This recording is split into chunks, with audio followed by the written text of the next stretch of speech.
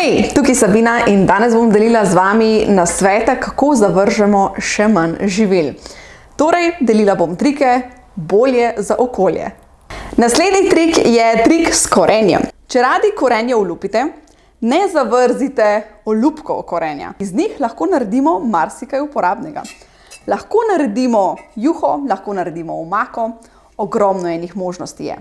Ampak danes bomo pripravljali jušno osnovo. Vse ostanke zelenjave lahko preprosto sproti zamrznemo. Recimo, danes uporabimo korenje, ampak nimamo namena uporabljati tudi zelenja, tega perja, ki ga dobimo pri korenju, ampak ga preprosto narežemo na manjše kose in ga shranimo v katerokoli posodico, ki jo imamo pri roki. Tako shranjujemo vse ostanke zelenjave, lahko so to ostanki bučk, brokolija, mogoče steblo cvetače, karkoli imate, liste cvetače. Vse to shranite in zamrznete. Sproti dodajate te ostanke in naslednjič, ko boste želeli narediti juho, to uporabite kot jušno osnovo. Pogosto stebla brokolijev in pa listev brokolijev ne uporabljamo pri vseh jedeh. Ga narežemo na manjše kose in ga dodamo v lonec za pripravo jušne osnove. Recimo te zunanji listi zelja pogosto postanejo bolj rjavi, bolj nagubani kot ostali notranji. Zato jih narežemo na manjše trake in jih dodamo. Za pripravo jušne osnove lahko uporabite karkoli imate in bi sicer zavrgli oziroma bi končalo na kompostu.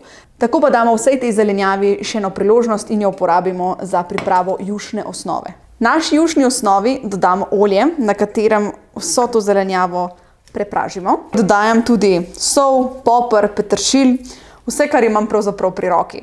Zelo, zelo rada pa imam sveže začimbe.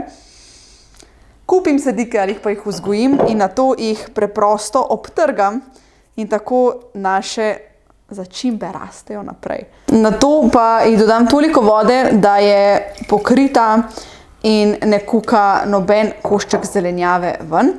Še en trik. Veste, da lahko odrežete korenje samo pri vrhu, pustite malo zelenja in to posadite. Iz tega bo zraslo novo življenje, novo korenje. Tako da, če imate balkonski vrt, običajen vrt, karkoli, takole posadite korenje z malo zelenja v zemljo. Tale del oranžni naj bo kar v zemlji in odgnalo bo novo življenje. Jaz recimo tole uporabljam za različne omake. Iz tega zelenega perja lahko naredimo tudi pesto, torej omako. Me pa zanima, če imate tudi vi kakršnokoli idejo in sicer bom zelo vesela, če jo zapišete kar spodaj pod komentarje. Jaz zelenjavo pustim toliko časa, da prevreva tukaj v posodi, dokler se ne razpusti, ne postane mehka. Posodice za jušne kocke imam že pripravljene in sicer zdaj je potrebno, da se juha malce ohladi. Včasih za zamrzovanje jušne osnove uporabljam tudi steklene kozarce. Sicer pri steklenih kozarcih je treba biti pozoren, da jih ne napolnimo do vrha, zaradi tega, da ne bi kasneje počili v zamrzovalniku. Precedimo juho.